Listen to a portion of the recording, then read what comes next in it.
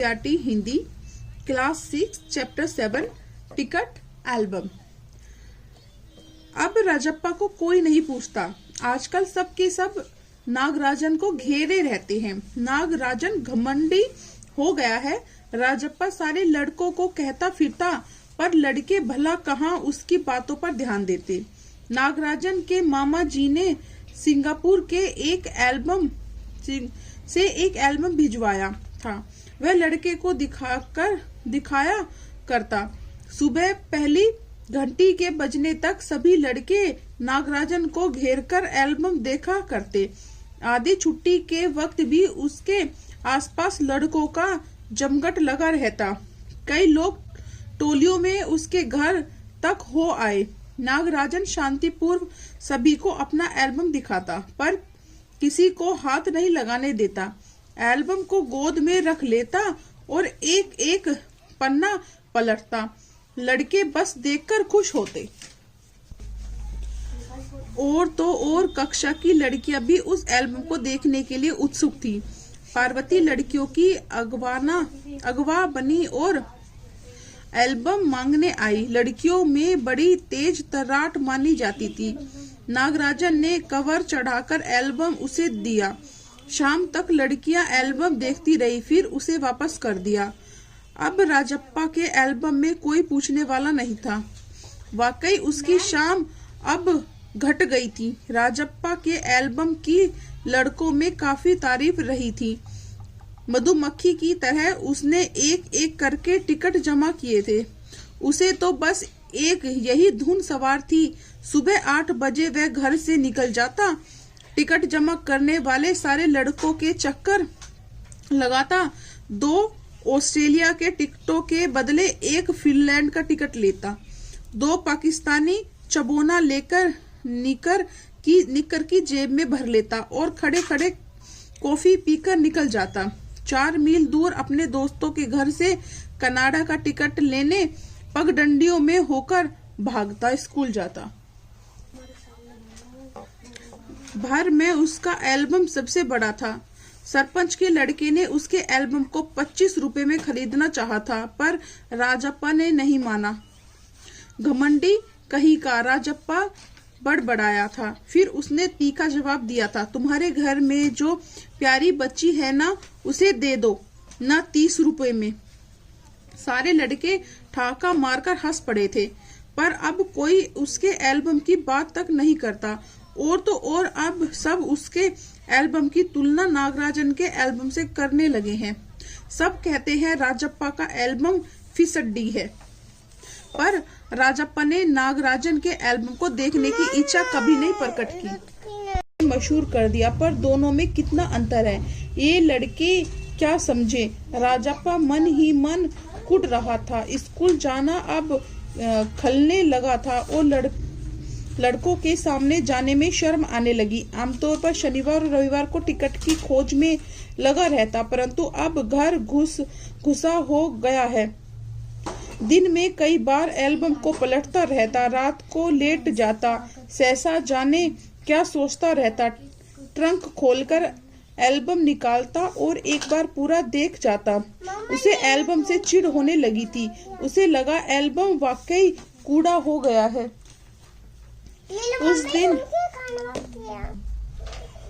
उस दिन शाम उसने जैसे तय कर लिया था, वह नागराजन के घर गया। अब कोई कितना अपमान सहे। नागराजन के हाथ अचानक एक एल्बम लगा है। बस यही ना, वह क्या जाने टिकट कैसे जमा किए जाते हैं। एक एक दिन की टिकट की क्या कीमत होती है, वह भला क्या समझे। सोचता होगा टिकट जितना बड़ा होगा वह उतना ही कीमती होगा, या फिर सोचता होगा बड़े देश का टिकट कीमती होगा, वह भला क्या समझे। उसके पास जितने भी फालतू टिकट है उन्हें टरका कर उससे अच्छे टिकट झाड़ लेगा। कितनों को तो उसने यूं ही उल्लू बनाया है। कितनी चालबाजी करनी पड़ती है। नागराजन भला किस खेत की मूली है। राजप्पा नागराजन के घर पहुंचकर ऊपर गया। चूंकि वह अक्सर आया जाया करता था, सो किसी ने नहीं टोका। ऊपर पहुंचकर वह नागराजन की मेज के पास पड़ी कुर्सी पर बैठ गया। कुछ देर बाद नागराजन की बहन कामाक्षी ऊपर आई। भैया शहर गया है। अरे हाँ, तुमने भैया का एल्बम देखा? उसने पूछा। राजप्पा को हाँ कहने में हैकड़ी हो रही थी। बहुत सुंदर एल्बम है ना? सुना है स्कूल भर में किसी के भी पास इतना बड़ा एल्बम नहीं है। तुमसे किसने कहा? भैया ने। वह उड़ गया। बड़े से बड़ा मतलब हुआ आकार में बड़ा हुआ तो एल्बम बड़ा हो गया। उसकी चिड़चिड़ाहट साफ थी। कामाक्षी कुछ देर तक वहीं रही, फिर नीचे चली गई। राजप्पा मेज पर बिखरी किताबों को टटोलने लगा। अचानक उसका हाथ दराज के ताले से टकरा गया। उसने ताले को खींचकर देखा, बंद था। क्यों न उसे खोलकर देख लिया जाए। मेज पर से उसने चाबी ढूंढ निकाली। सीढ़ियों के पास जाकर उसने एक बार झांक कर देखा कि जल्दी में दराज खोली। एल्बम ऊपर ही रखा हुआ था। पहला पृष्ठ खोला। उन वाक्यों को उसने दोबारा पढ़ा। उसका दिल तेजी से धड़कने लगा। एल्बम को झट कमीज के नीचे खोस लिया और दराज बंद कर दिया। सीढ़ियां उतरकर घर की ओर भागा। घर जाकर सीधा पुस्तक की अलमारी के पास गया और पीछे की ओर अलमारी एल्बम छिपा दिया। उसने बाहर आकर झांका। पूरा शरीर जैसे जलने लगा था। गला सूख गया था और चेहरा तमतमाने लगा था। वो उसकी एल्बम चुरा के ले आया था। रात 8 बजे अप्पू आया। हाथ पांव हिलाकर उसने पूरी बात कह सुनाई। सुना तुमने नागराजन का एल्बम खो गया? हम दोनों शहर गए हुए थे। लौटकर देखा तो एल्बम गायब। राजप्पा चुप रहा। उसने अप्पू को किसी तरह टाला। उसके जाते ही उसने झट कमरे का दरवाजा भेद लिया और अलमारी के पीछे से एल्बम निकाल कर देखा। उसे फिर छिपा दिया। डर था कहीं कोई देख न ले। रात में खाना नहीं खाया। पेट जैसे भरा हुआ था। सारा घर चिंतित हो गया। उसका चेहरा भयानक हो गया था। रात उसने सोने की कोशिश की पर नींद नहीं आई। एल्बम सिरहाने तकिए के नीचे रखकर सो गया। सुबह अप्पू दोबारा आया। राजप्पा तब भी बिस्तर पर बैठा था। अप्पू सुबह नागराजन के घर होकर आया था। कल तुम उसके घर गए थे? अप्पू ने पूछा। राजप्पा की सांस जैसे ऊपर की ऊपर और नीचे की नीचे रह गई। फिर सिर हिला दिया। वह जिस तरह चाहे सोच ले। कामाक्षी ने कहा था कि हमारे जाने के बाद खाली तुम वहां गए थे। अप्पू बोला। राजप्पा को समझते देर नहीं लगी कि अब सब उस पर शक करने लगे हैं। कल रात से नागराजन लगातार रोए जा रहा था। उसके पापा शायद पुलिस को खबर दे। अप्पू ने फिर कहा। राजप्पा फिर भी चुप रहा। उसके पापा डीएसपी के दफ्तर में ही काम करते हैं। बस वह पलक झपक दे और पुलिस की फौज हाजिर। अप्पू जैसे आग में घी डाल रहा था। यह तो भला हुआ कि अप्पू का भाई उसे ढूंढता हुआ आ गया और अप्पू चलता रहा। राजप्पा के पापा दफ्तर चले गए थे। बाहर का किवाड़ बंद था। राजप्पा अभी तक बिस्तर पर बैठा हुआ था। आधा घंटा गुजर गया और वहीं उसी तरह बैठा रहा।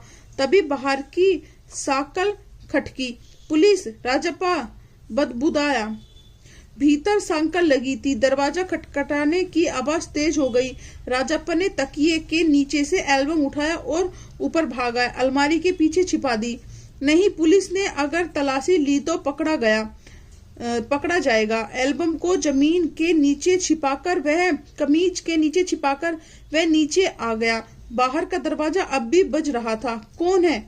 अरे दरवाजा क्यों नहीं खोलता? अम्मा भीतर से चिल्लाई। थोड़ी देर और हुई तो अम्मा खुद ही उठकर चली आएगी। राजप्पा पिछवाड़े की ओर भागा। जल्दी से बाथरूम में घुसकर दरवाजा बंद कर लिया। अम्मा ने अंगीठी पर गर्म पानी की देगची चढ़ा रखी थी। उसमें एल्बम को अंगीठी में डाल दिया। एल्बम जलने लगा। राजप्पा पिछवाड़े की ओर भागा। जल्दी से बाथरूम में घुसकर दरवाजा बंद कर लिया। अम्मा ने अंगीठी पर गर्म पानी की डेगची चढ़ा रखी थी। उसने एल्बम को अंगीठी में डाल दिया। एल्बम जलने लगा।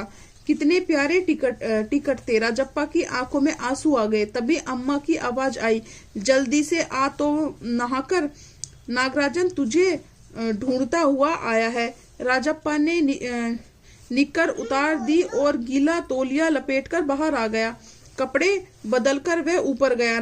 नागराजन कुर्सी पर बैठा हुआ था। उसे देखते ही बोला, मेरा एल्बम खो गया है यार। उसका चेहरा उतरा हुआ था। काफी रोकर आया था शायद। कहाँ रखा था तूने? राजप्पा ने पूछा। शायद दराज में। शहर से लौटा तो गायब। नागराजन की आंखों में आंसू आ गया। राजप्पा ने चेहरा बचाकर उनसे आंखें पोंछ ली। रो मत यार, राजप्पा ने उसे पुचकारा। वह फफ फफ करके रो दिया। राजप्पा झट नीचे उतर कर गया। 1 मिनट में वह ऊपर नागराजन के सामने था। उसके हाथ में उसका अपना एल्बम था। ले, यह रहा मेरा एल्बम। अब इसे तू रख ले। ऐसे क्यों देख रहे हो? मजाक नहीं कर रहा, सच कहता हूँ। इसे अब तुम रख लो। बहला रहे हो यार। नागराजन को जैसे यकीन नहीं आया। नहीं यार, सचमुच तुमको दे रहा हूँ, रख लो। राजप्पा भला क्या एल्बम उसे दे दे? कैसा चमत्कार है। नागराजन को अब भी यकीन नहीं आ रहा था, पर राजप्पा अपनी बात बार बार दोहरा रहा। उसका गला भर आया था। ठीक है, मैं इसे रख लेता हूँ, पर तुम क्या करोगे? मुझे नहीं चाहिए। क्यों? तुम्हें एक भी टिकट नहीं चाहिए? नहीं। पर तुम कैसे रहोगे बगैर किसी टिकट के? रोता क्यों है यार? ले, इस एल्बम को तू ही रख ले। इतनी मेहनत की है तूने। नागराजन बोला। नहीं, तुम रख लो। लेकर चले जाओ। जाओ, चले जाओ यहाँ से। वह चीखा और फूट फूट कर रो दिया। नागराजन की समझ में कुछ नहीं आया। वह एल्बम लेकर नीचे उतर गया। कमीज से आंखें पोंछता हुआ राजप्पा भी नीचे उतर आया। दोनों साथ साथ दरवाजे तक आए। बहुत बहुत धन्यवाद, मैं घर चलूं। नागराजन सीढ़ियां उतरने लगा। सुनो राजू, राजप्पा ने पुकारा। नागराजन ने उसे पलटकर देखा। एल्बम दे दो। मैं आज रात जी भरकर इसे देखना चाहता हूँ। कल सुबह तुम्हें दे जाऊंगा। ठीक है। नागराजन ने उसे एल्बम लौटा दी और चला गया। राजप्पा ऊपर आया। उसने दरवाजा बंद कर लिया और एल्बम को छाती से लगाकर फूट फूट कर रो दिया। सुंदरा रामस्वामी। तमिल से अनुवाद सुमति अय्यर।